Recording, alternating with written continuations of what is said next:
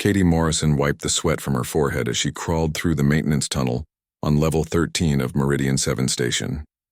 The air was hot and humid down here, where the environmental controls were being upgraded.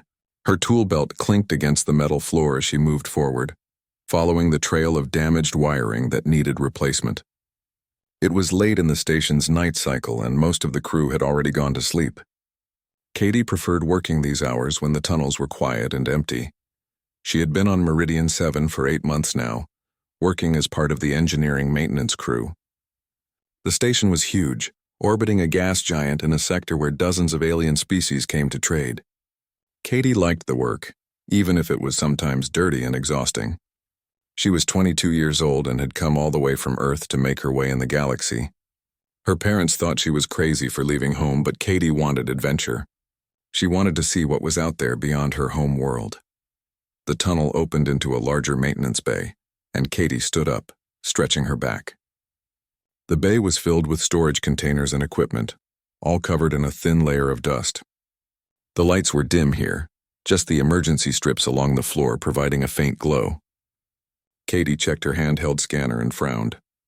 The environmental readings showed some unusual activity in this section. The temperature fluctuations were odd, like something was generating extra heat. She walked deeper into the bay, following her scanner's readings. That was when she heard voices. Katie stopped, holding her breath. The voices were speaking in a language she didn't recognize, but the tone was clear enough. Someone was arguing. She crept forward slowly, staying behind the large storage containers. Her heart started beating faster. This section was supposed to be empty during the night cycle.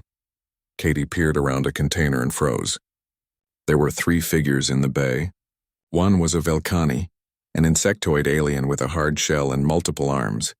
She recognized the species from the station briefings. The Velcani was directing 2 others who were moving sealed crates from one stack to another. The crates had no markings, which was against station regulations. All cargo was supposed to be clearly labeled and tracked. The second figure was massive, easily 7 feet tall with scaled skin that looked like dark green armor. Katie recognized a Kresh warrior, a species known for their strength and combat skills. The third figure was smaller, wearing a hooded cloak that hid their features. They worked quickly and quietly, moving the unmarked crates into a hidden compartment behind a false wall panel. Katie's breath caught in her throat. This was smuggling. It had to be. She started backing away slowly, trying not to make any sound. Her mind raced. She needed to get back to the main corridors and report this to station security. If she could just get back to the tunnel entrance without being noticed. Her boot scraped against a loose piece of metal. The sound echoed through the bay like a gunshot. All 3 figures turned toward her direction instantly. Katie didn't wait. She ran for the tunnel entrance, her heart pounding in her chest. Behind her, she heard shouting and the heavy thud of boots on metal floor. She dove into the tunnel and scrambled forward on her hands and knees. The tunnel was narrow here, which might slow down the larger Kresh. Katie's breath came in gasps as she crawled as fast as she could. The tunnel turned left ahead, and if she could just reach that corner, there was a maintenance ladder that led up to level 12. A huge hand grabbed her ankle and yanked her backward. Katie screamed and kicked with her free leg, but the grip was like iron. She was dragged out of the tunnel and thrown onto the floor of the maintenance bay. The impact knocked the wind out of her lungs. The Velcani merchant stood over her, his insect eyes glittering in the dim light. Up close, Katie could see the expensive fabric of his clothing and the jeweled decorations on his shell. This was someone important, someone wealthy. That made this situation so much worse. "A human," the Velcani said in perfect English, his mandibles clicking together. "How unfortunate for you, little Deathworlder. You have seen something you should not have seen." Katie tried to stand, but the Kresh warrior stepped forward and shoved her back down with one massive foot. The pressure on her chest made it hard to breathe. She looked around desperately, her eyes searching for the security cameras she knew were supposed to be in every section of the station. The red lights that indicated active recording were dark. The cameras were off. "The cameras!" Katie gasped. "They'll see this. Security will come."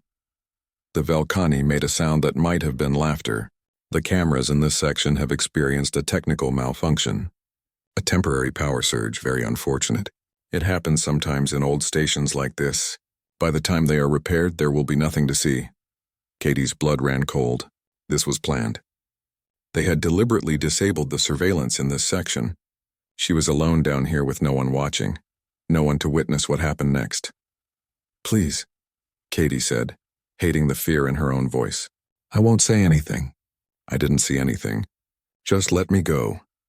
The Velkhani tilted his head, studying her like she was an interesting insect. "You are from Earth, yes? A Deathworld. Your species is known for being remarkably durable. It is said humans can survive injuries that would kill most other species. Is this true?" Katie didn't answer. She tried to crawl backward, but the Kresh warrior grabbed her by the arm and hauled her to her feet. His grip was crushing, and Katie felt something crack in her shoulder. Pain shot through her body, and she cried out. "Hesek," the Velkhani said to the Kresh warrior. "Make sure our little witness understands the price of seeing things she should not see. But remember, humans are durable. She can survive quite a lot before she breaks permanently." Katie tried to fight as the warrior called Hesek dragged her away from the tunnel entrance. She kicked and punched, but it was like hitting a stone wall. The Kresh didn't even seem to notice her struggles. He threw her against a storage container, and Katie's head cracked against the metal. Stars exploded in her vision. The beating that followed was methodical and brutal. Hesek knew exactly how to hurt her without killing her. Every time Katie tried to curl up and protect herself, the warrior would grab her and force her back into position. The Velkhani merchant watched from a distance, occasionally giving instructions. Katie screamed for help, but the maintenance bay was deep in the lower levels where no one would hear her. She didn't know how long it lasted. Time seemed to stretch and compress in strange ways as pain overwhelmed her senses. At some point, Katie stopped screaming because she didn't have the breath for it anymore. She stopped fighting because her body wouldn't respond to her commands anymore. The world became a blur of pain and darkness, punctuated by moments of terrible clarity when she thought this might be where she died, alone in a maintenance bay where even the cameras couldn't see her. Finally, it stopped. Through swollen eyes, Katie saw the Velkhani merchant lean down close to her face. "You will tell no one about this," he said softly. "If you speak of what you saw, we will find you again. And next time, little Deathworlder, we will discover exactly how much punishment your species can truly survive. Do you understand?" Katie tried to nod, but her neck wouldn't move properly. She made a sound that might have been agreement. It seemed to satisfy the merchant. "Leave her," the Velkhani said to Hesek. "Her people will find her eventually. Let her serve as a lesson about keeping one's curiosity in check." Katie heard their footsteps retreating. She heard the sound of the crates being moved, of the hidden compartment being sealed. Then there was silence. She lay on the cold metal floor, unable to move, barely able to breathe. Every part of her body screamed with pain. She could taste blood in her mouth. She tried to stay conscious. She tried to remember everything about the attackers so she could tell security, but the darkness at the edges of her vision kept creeping closer. Her thoughts became scattered and confused. She thought about her parents back on Earth, about how they would receive the news. She thought about her friend Maya, who was off station on a freight run and wouldn't be back for 2 more days. The darkness finally won. Katie's last conscious thought was a desperate hope that someone would find her before it was too late. Then she knew nothing at all. The maintenance bay fell silent. The emergency floor lights continued their dim glow. The security cameras remained dark, their red recording lights unlit. In that blind spot, Katie Morrison lay broken and alone, exactly as her attackers had intended. They had chosen their location perfectly. They had planned every detail. They were confident that their wealth and influence would protect them, and that the human girl would be too afraid to ever speak of what happened. They believed that no one had witnessed their crime. They believed that even the cameras had failed to watch. They had no idea how wrong they were, or what forces they had set in motion by hurting a Deathworld girl. They didn't understand humans at all. Katie might be broken, but she was not beaten. Her people would find her, and when they did, everything would change. Lieutenant Jake Sullivan checked his watch as he walked through the lower corridors of Meridian 7. It was 3 hours into the night cycle, and his patrol route had taken him down to the maintenance levels. Most security officers hated these rounds because the lower levels were boring and empty, but Jake didn't mind. He found the quiet peaceful after the chaos of the main commercial decks. He turned a corner and nearly walked into a maintenance cart that had been left in the middle of the corridor. Jake frowned. That was against regulations. Equipment was supposed to be properly stored when not in use. He checked the identification tag on the cart. It belonged to Katie Morrison, one of the human engineers on the maintenance crew. Jake knew Katie slightly. She was always friendly when they passed each other during his patrols. Jake looked around the empty corridor. Katie's tool belt was still on the cart, but there was no sign of the engineer herself. That was odd. Engineers never left their tools unattended. The equipment was expensive and personal. Something felt wrong. "Katie?" Jake called out. His voice echoed down the empty corridor. No answer came back. Jake pulled out his communicator and tried to call Katie's personal device. The signal connected, but no one answered. Now Jake was definitely concerned. He started searching the nearby areas, checking the maintenance rooms and storage bays. Everything was quiet and empty. Then he saw the tunnel entrance. The access panel was open, which meant someone had gone inside recently. Jake grabbed a flashlight from Katie's cart and entered the tunnel. He had to crouch to fit, and he could see scuff marks in the dust where someone had crawled through recently. He followed the tunnel forward, his flashlight beam cutting through the darkness. The tunnel opened into a larger maintenance bay, and that was where Jake found her. Katie was lying on the floor near a stack of storage containers. At first, Jake thought she might be dead. She wasn't moving at all. He ran to her side and dropped to his knees, his hands shaking as he checked for a pulse. It was there, weak but steady. Katie was alive, but barely. Jake had seen combat injuries during his time in the Earth Defense Forces before he came to Meridian 7. He had seen soldiers hurt in training accidents and bar fights. What he was looking at now made his stomach turn. Katie's face was swollen and bruised almost beyond recognition. Her uniform was torn and stained with blood. Her left arm was bent at an unnatural angle. She was breathing in short, shallow gasps. "Katie," Jake said, trying to keep his voice calm. "Katie, can you hear me?" There was no response. Katie's eyes were closed, and she showed no sign of awareness. Jake immediately activated his emergency communicator. "This is Lieutenant Sullivan on level 13. I need a medical team to Maintenance Bay 7 immediately. I have a human female with severe injuries, unconscious and unresponsive. This is a priority emergency." The response came back within seconds. "Medical team is on the way, Lieutenant. Estimated arrival 3 minutes." Jake carefully checked Katie for obvious injuries without moving her too much. Both her shoulders looked dislocated. There were deep bruises around her ribs that suggested broken bones. Her knuckles were scraped and bloody, which meant she had fought back. This wasn't an accident. Someone had done this deliberately. Jake stood up and looked around the maintenance bay. His trained eyes scanned for evidence. He saw scuff marks on the floor indicating a struggle. He saw drops of blood leading from the tunnel entrance to where Katie lay. His eyes went to the security cameras mounted in the corners of the bay. The red recording lights were dark. That made Jake's blood run cold. The cameras were supposed to be on all the time. Every section of the station was monitored for safety and security. The only time cameras went dark was during technical malfunctions or when someone deliberately disabled them. The medical team arrived with a floating stretcher and emergency equipment.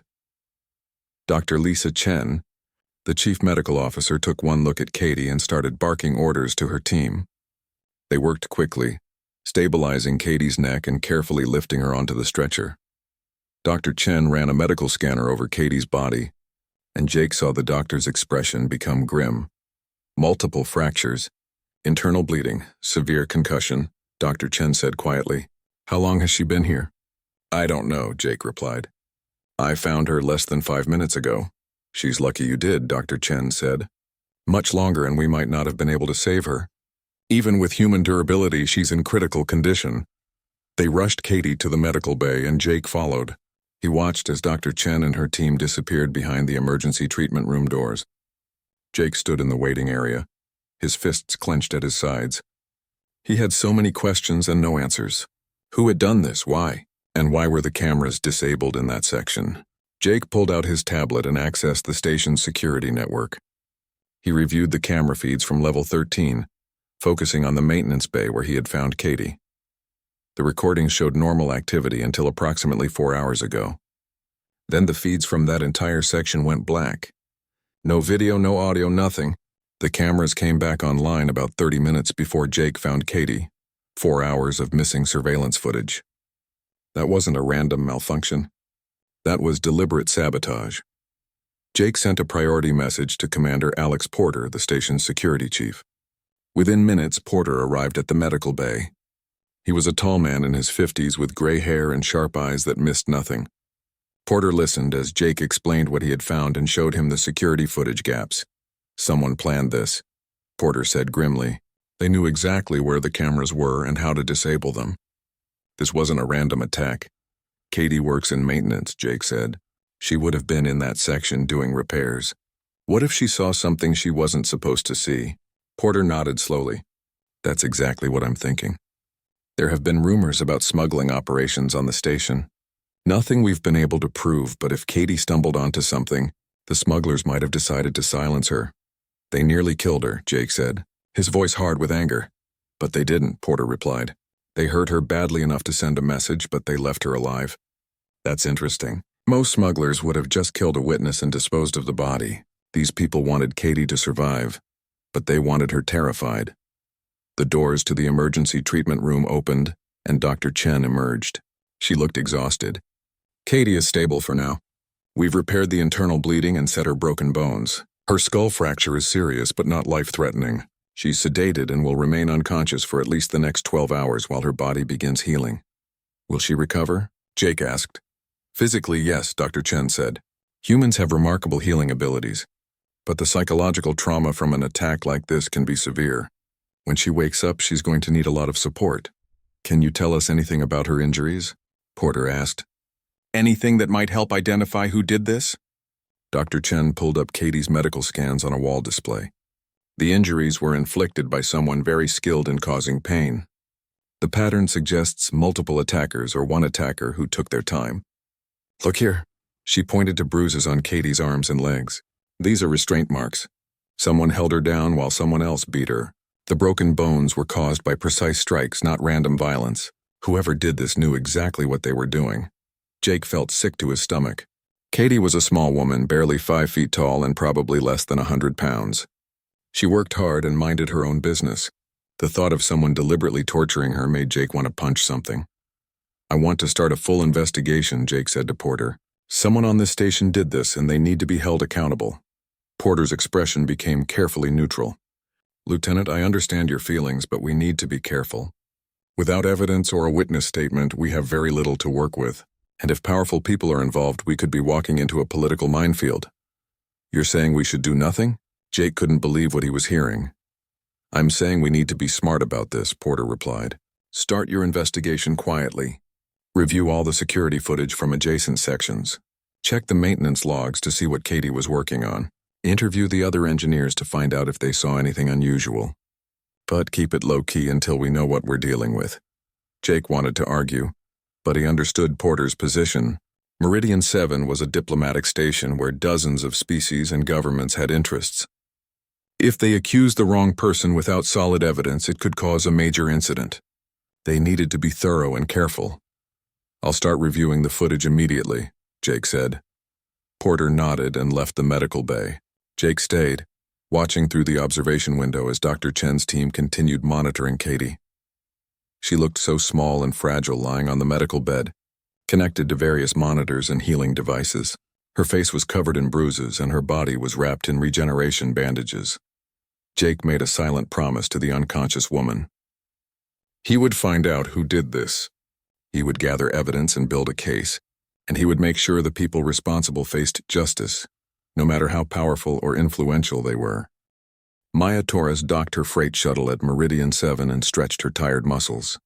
She had been hauling cargo between stations for 3 days straight, and she was looking forward to a hot shower and some sleep. But first she wanted to check in with her best friend. Katie usually worked the night shift, but Maya hoped she might still be awake. Maya pulled out her communicator and tried calling Katie. The call went straight to voicemail. That was strange. Katie always answered her calls when she wasn't working. Maya tried again with the same result. A small knot of worry formed in her stomach. She made her way through the station corridors toward the engineering quarters where Katie lived. Along the way, she passed Ben Carter, the engineering crew chief who supervised the maintenance teams. Ben was a man in his 60s with gray hair and kind eyes. He had taken Katie under his wing when she first arrived on the station. Maya, Ben said, his expression serious. I was hoping to catch you. We need to talk. The knot of worry in Maya's stomach tightened. What happened? Is Katie okay? Let's go somewhere private, Ben said. They went to a small break room off the main corridor. Ben closed the door and turned to face Maya. Katie was attacked 2 days ago. She's in medical bay. Dr. Chen says she'll recover, but it was bad, Maya. Really bad. Maya felt like she had been punched in the chest. What do you mean attacked? By who? What happened? Ben explained what he knew. Katie had been found unconscious in a maintenance bay on level 13. She had been beaten severely. The security cameras in that section had been disabled during the attack. Katie was still unconscious, sedated while her body healed from the injuries. Maya listened in growing horror and rage. Someone had hurt her friend, had beaten Katie so badly she almost died. Who did this? Maya demanded. We don't know yet, Ben said. Lieutenant Sullivan is investigating, but without camera footage or Katie's testimony, we have very little to go on. Can I see her? Maya asked. Dr. Chen is limiting visitors right now, but I'm sure she'll make an exception for you. Katie needs her friends around her when she wakes up. Maya went straight to the medical bay. Dr. Chen took her to the observation window, where she could see Katie lying in the recovery room. Maya's hands pressed against the glass as she stared at her friend. Katie's face was swollen and discolored with bruises. Her body was wrapped in bandages and connected to various medical machines. Oh, Katie, Maya whispered, tears running down her face. Dr. Chen put a gentle hand on Maya's shoulder. She's going to be okay. It will take time, but humans heal well. Katie is strong. Who could do something like this? Maya asked. Someone who thought they could get away with it. Dr. Chen replied quietly. Maya stayed at the medical bay for hours, watching her friend through the glass. Eventually, Ben came to check on her. Come on, he said. Katie needs you to be strong when she wakes up. You need to rest. Maya reluctantly left the medical bay, but she couldn't rest. Her mind was racing with questions and anger. She made her way to the security office where Jake Sullivan was working late. The lieutenant looked up when Maya entered, his eyes red from staring at screens for too long. You're Katie's friend, Jake said. I'm so sorry about what happened. Tell me everything you know, Maya said. Jake explained his investigation. He had reviewed hours of security footage from the corridors near where Katie was attacked. He had found something interesting. About 5 hours before Katie was discovered, 3 figures had entered the maintenance area from a cargo access tunnel. The footage was from a distance and the lighting was poor, but Jake had been able to identify the species, if not the individuals. One was a Velkhani merchant, Jake said, pulling up a still image from the footage. One was a Kresh warrior. The third figure was smaller, wearing a cloak. I can't identify their species. Do you know which Velkhani? Maya asked. I have suspicions, but no proof, Jake said carefully. There are several wealthy Velkhani merchants who operate on this station. Without Katie's testimony or more evidence, I can't make accusations. Maya studied the image on Jake's screen. This is about smuggling, isn't it? Katie saw something she wasn't supposed to see. That's my theory, Jake agreed. But Commander Porter has warned me to be careful. If we accuse the wrong people without solid evidence, it could cause major diplomatic problems. So we're supposed to just let them get away with it? Maya's voice rose with anger. No, Jake said firmly. We're going to be smart about this. We're going to build a case that can't be ignored, but we need to be patient. Maya left the security office feeling frustrated and helpless. She made her way to the human crew quarters where word about Katie's attack had spread quickly. The small human community on Meridian 7 numbered about 40 people, working in various jobs throughout the station. They were maintenance workers, cargo handlers, shuttle pilots, and service staff.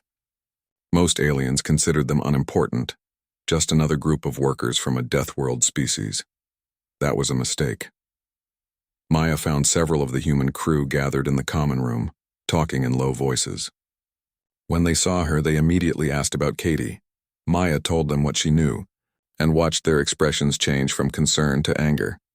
They beat her because they thought they could, said Ryan Foster, a tech specialist who maintained the station's computer systems.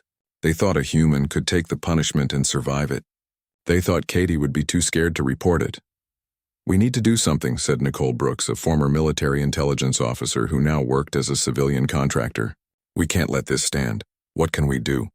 Someone else asked. We don't have proof. We don't even know for sure who did it.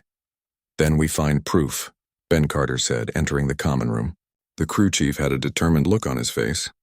We have access to every maintenance tunnel and system on this station. We know the areas the security cameras don't cover. If there's evidence to be found, we'll find it. Over the next several hours, the human crew organized themselves. Ryan Foster began analyzing the station's computer systems, looking for signs of tampering with the security cameras. Nicole Brooks started quietly investigating the Velcani merchants on the station, using her intelligence training to gather information without drawing attention. Maya and several other pilots used their access to cargo areas to map out smuggling routes and identify suspicious activity. Ben Carter coordinated everything, using his authority as crew chief to give his people legitimate reasons to be in areas they were investigating. The humans worked carefully and quietly, knowing they had to avoid alerting their targets. 3 days after the attack, Katie finally woke up. Dr. Chen called Maya immediately and she rushed to the medical bay. Katie was sitting up in bed looking exhausted and confused. The swelling in her face had gone down significantly thanks to the medical treatments, but the bruises remained. When Katie saw Maya, tears started running down her face.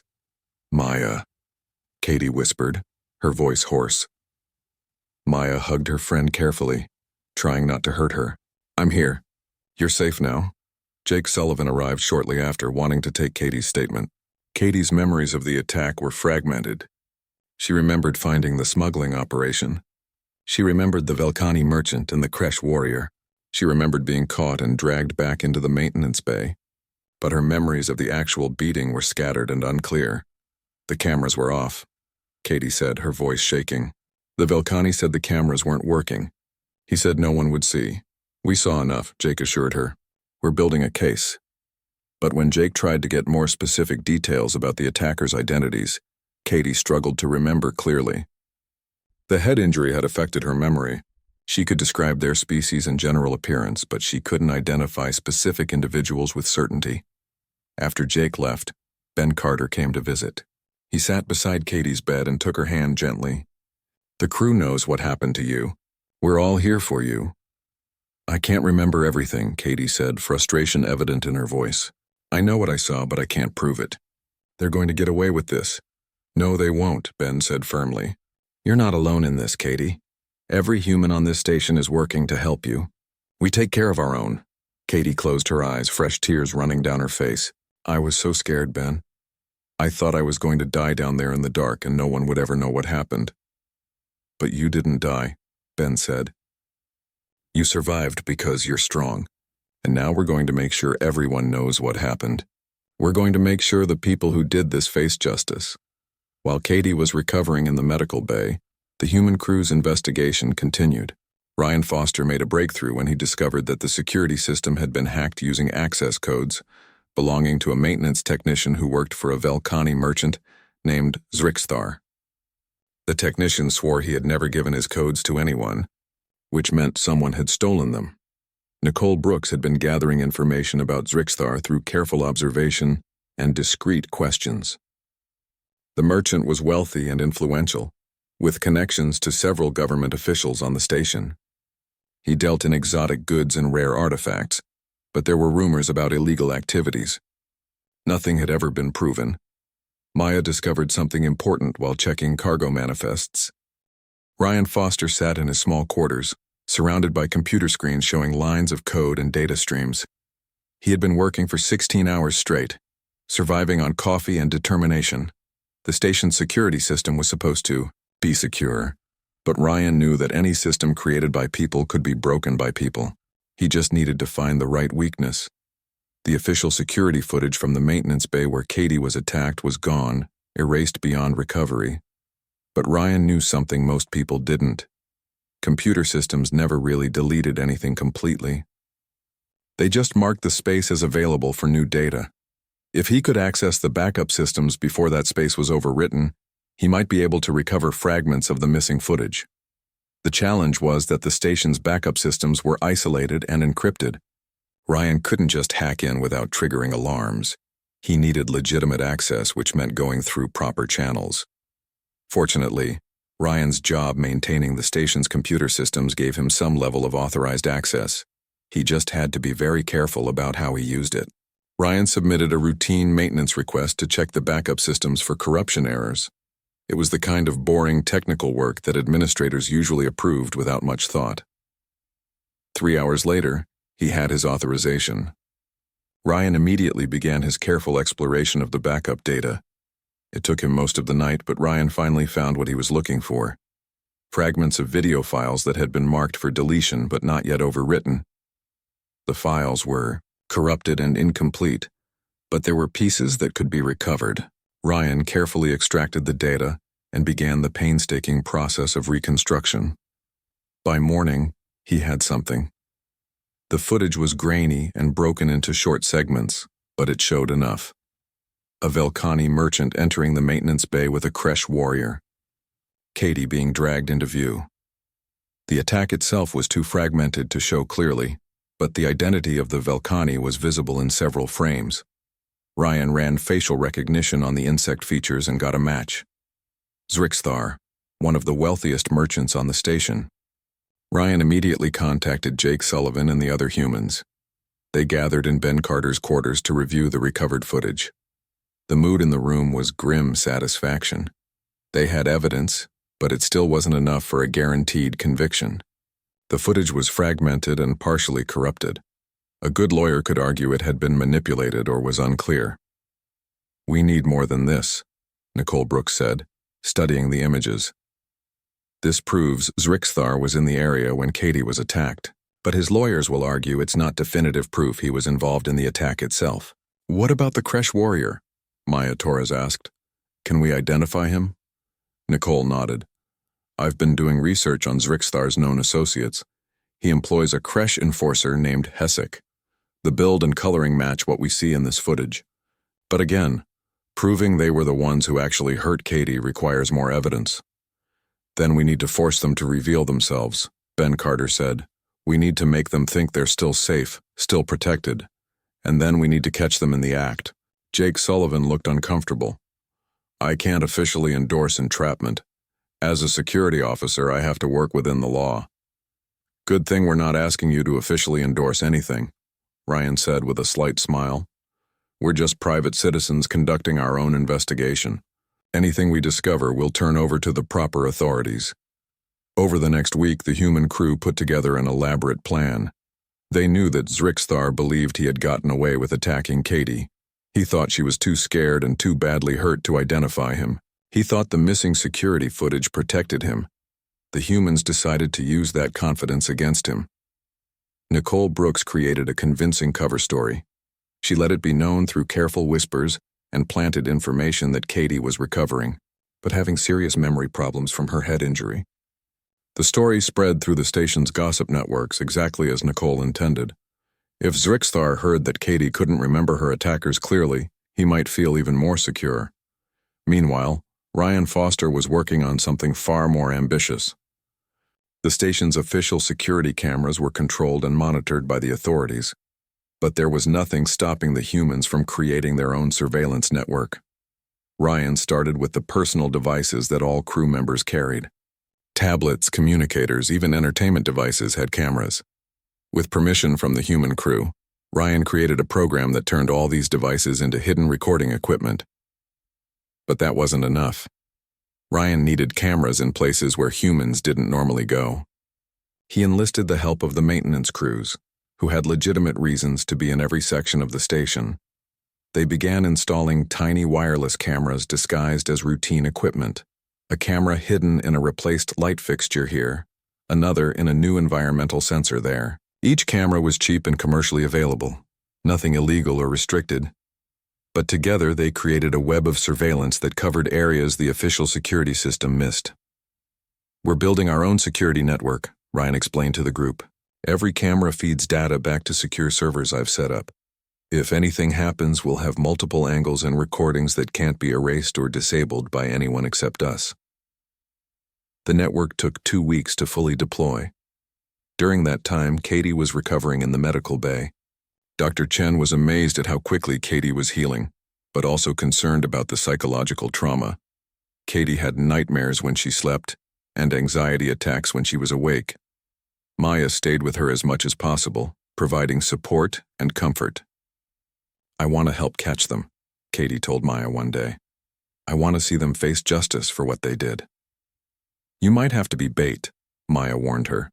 "Are you sure you're ready for that?" Katie's hands shook slightly, but her voice was firm. "I'm ready. They think they broke me. They think I'm too scared to fight back. Let's prove them wrong." Ben Carter spoke with Jake Sullivan about the plan. The security lieutenant was torn between his duty to follow proper procedures and his desire to see justice done. "If you're planning what I think you're planning, it's dangerous," Jake warned. "Zrixthar is not stupid. If he suspects a trap, he won't take the bait." "Then we need to make it believable," Ben replied. "Katie needs to be visibly vulnerable. She needs to be somewhere she shouldn't be, somewhere that looks accidental but gives Zrixthar an opportunity." They chose their location carefully. A cargo loading area on level 8 where Zrixthar's company handled shipments. The area had official security cameras, but there were blind spots. The humans made sure their hidden cameras covered every centimeter of the space.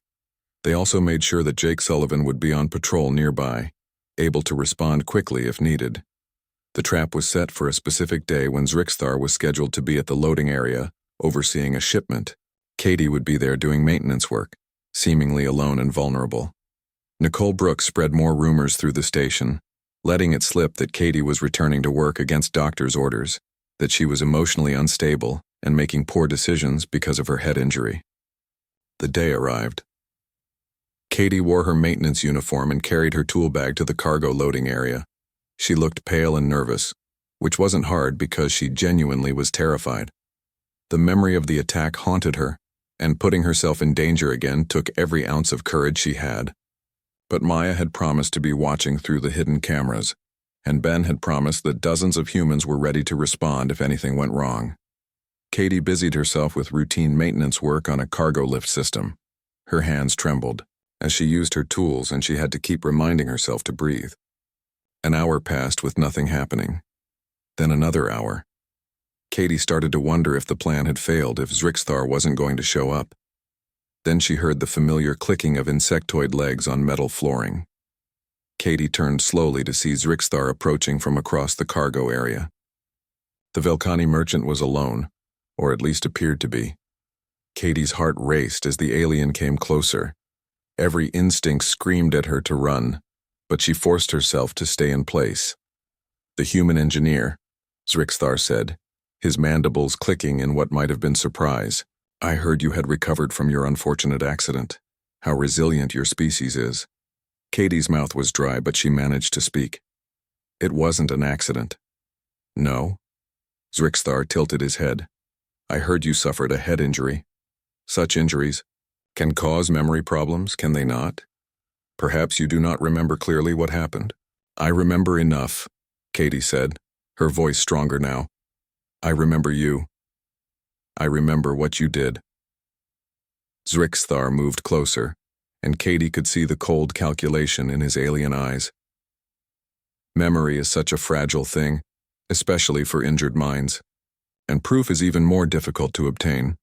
Without evidence, accusations are merely words, and words without proof are worthless. "You think you're safe," Katie said. "You think your wealth and influence protect you." "I know they do," Zrixthar replied. "This is how the galaxy works, little human. The powerful make the rules. The weak suffer what they must. You learned that lesson in the maintenance bay, did you not?"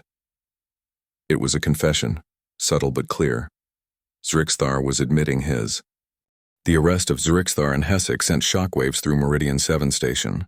Within hours of their detention, Zrixthar's lawyers descended on the security offices, demanding their client's immediate release. They were expensive lawyers from prestigious firms, the kind that represented wealthy merchants and powerful individuals. They arrived with briefcases full of legal documents and threats of lawsuits. Commander Alex Porter sat in his office reviewing the evidence that Jake Sullivan and the human crew had provided. The recovered footage, the access code records, the new recordings from the cargo area. It was substantial, but Porter knew from experience that substantial evidence didn't always guarantee justice. Wealthy defendants had ways of making problems disappear. Zrixthar's lawyers argued that the recovered footage was corrupted and unreliable. They claimed the new recordings were obtained through entrapment. They pointed out that Zrixthar had powerful friends in the station's administrative council and in several galactic governments. They made it clear that pursuing charges would result in lengthy legal battles and political complications. Porter called Jake into his office. "The lawyers are making noise about getting charges dropped. They're claiming we don't have a solid case. We have Katie's testimony," Jake said. "We have video evidence. We have Zrixthar's confession on multiple recordings." "I know," Porter said, "but they're already working on discrediting everything. They'll claim Katie's memory is unreliable due to her head injury. They'll argue the recordings are unclear or were obtained improperly. They have the resources to fight this for years." Jake felt frustration burning in his chest. "So they're just going to get away with it? They nearly killed Katie and they're going to walk free because they have money?" "I didn't say that," Porter replied carefully. "I'm saying this is going to be a fight. We need to be prepared for that." While the legal maneuvering was happening in the station's administrative offices, something else was happening that Zrixthar's lawyers hadn't anticipated. Ryan Foster had copies of all the evidence on secure servers. Before Zrixthar was even arrested, Ryan had started distributing that evidence through communication networks. The video of Zrixthar confessing to the attack was uploaded to news services, posted on public forums, and sent directly to journalists across multiple systems. The footage of Katie's condition after the attack, taken by the medical team with her permission, was shared alongside detailed reports of her injuries. The story of how the cameras had been deliberately disabled was explained in clear, simple terms that anyone could understand. Within a day, the story had spread across the galactic communication networks. It wasn't just humans who were outraged. Other species started coming forward with their own stories of being victimized by Zrixthar's organization. Reports of intimidation, assault, and threats that had been buried or ignored because the victims were afraid to speak up against a powerful merchant. The human community on Meridian 7 had also been busy. Maya Torres had contacted the Earth Diplomatic Corps and provided them with all the evidence. Ben Carter had reached out to human communities on other stations, spreading the word about what had happened. Nicole Brooks had used her intelligence contacts to ensure the story reached people who could make a difference. The response from Earth was swift and uncompromising. The Earth government issued a formal statement condemning the attack on Katie and demanding full prosecution of the perpetrators. They suspended all trade agreements with any entities associated with Zrixthar's business network. Earth's ambassador to the Galactic Council called for an emergency session to address the issue of violence against workers from durable species. The ambassador's speech was broadcast across the galaxy. For too long, humans and other species from harsh worlds have been treated as if their physical resilience gives others permission to abuse them. The argument that humans can survive extreme punishment is not a justification for inflicting that punishment. Katie Morrison nearly died because someone believed her Deathworld origins made her an acceptable target for violence. This cannot stand. Other governments began to take notice. The publicity surrounding the case made it impossible to quietly dismiss. Station administrators who had initially been reluctant to pursue charges found themselves facing pressure from multiple directions. News crews arrived at Meridian 7 to cover the story. Protesters from various species gathered outside the administrative offices demanding justice. Zrixthar's lawyers found their advantage slipping away. The evidence that they had planned to discredit was now public knowledge, reviewed by millions of people across the galaxy. Independent experts analyzed the recordings and confirmed their authenticity. Medical professionals verified Katie's injuries and testified that they were consistent with deliberate, sustained assault. The Velcani merchant's political connections started to distance themselves from him. No one wanted to be associated with someone who had become a symbol of abuse and corruption. Business partners canceled contracts. Government officials who had taken his bribe suddenly claimed they barely knew him. 10 days after the arrest, Katie agreed to give a formal testimony before the station's Judicial Council. The hearing was broadcast publicly, another demand that Earth's government had made. Katie sat in the witness chair, still showing the fading bruises on her face despite the medical treatments. Maya sat in the audience for support along with Ben, Jake, Ryan, Nicole, and most of the human crew from the station. Katie spoke clearly and calmly, describing what she had witnessed in the maintenance bay and what had happened when she was caught. She described the attack in detail, not sparing the audience from the brutal reality of what she had endured. Her voice shook at times, but she didn't break down. She wanted everyone to understand exactly what Zrixthar and Hessek had done to her. They chose that location because the cameras didn't work there, Katie said. They planned it so no one would see. They told me I would suffer in silence because no one would believe me over someone as wealthy and powerful as Zrixthar. They were wrong. People did see, people did believe, and people refused to let this be forgotten. Zrixthar's lawyers tried to cross-examine Katie, attempting to discredit her memory and suggest she was confused about what happened. But Katie remained steady under their questions. And when they tried to imply she was lying for attention or money, Jake Sullivan stood up with the recovered evidence. "This isn't about one person's testimony," Jake said. "We have physical evidence. We have recordings. We have expert analysis. We have a pattern of similar crimes committed by the same organization. This is about accountability." The Judicial Council deliberated for 2 days.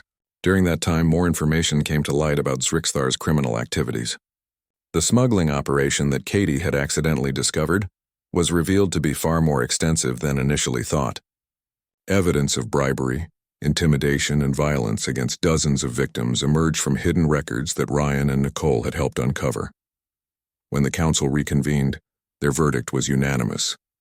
Zrixthar was found guilty of assault with intent to cause grievous harm, conspiracy to commit violence, bribery of officials, and multiple counts of smuggling illegal goods. Hessek was found guilty as an accessory and for directly committing the assault. The sentences were severe, decades of imprisonment and massive financial penalties. But more importantly, the case led to sweeping changes in how the station and other similar facilities operated.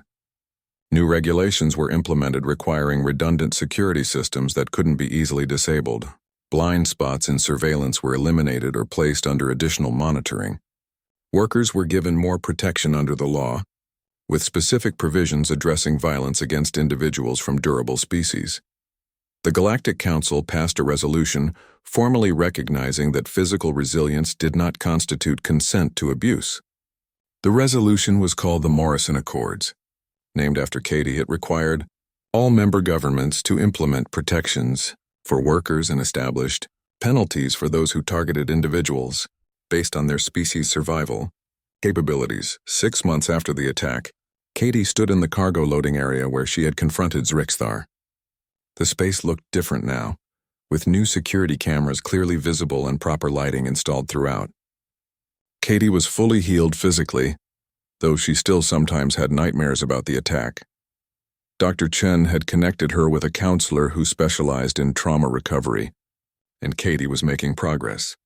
Maya joined her, carrying 2 cups of coffee. "How are you feeling?" Maya asked. "Better," Katie said honestly. "It's still hard sometimes, but I'm getting through it. And knowing that what happened to me led to changes that will help other people, that makes it worthwhile." "You became a symbol," Maya said, "the Deathworld girl who fought back. There are people across the galaxy who know your name now." Katie smiled slightly. "I didn't want to be famous. I just wanted justice. You got both," Maya said. Ben Carter approached them, accompanied by Jake Sullivan. The crew chief had a pleased expression on his face. "I just got word from the Administrative Council. They're creating a new position, a workers' advocate who will represent crew members in disputes and safety concerns. They want to offer the job to you, Caddy."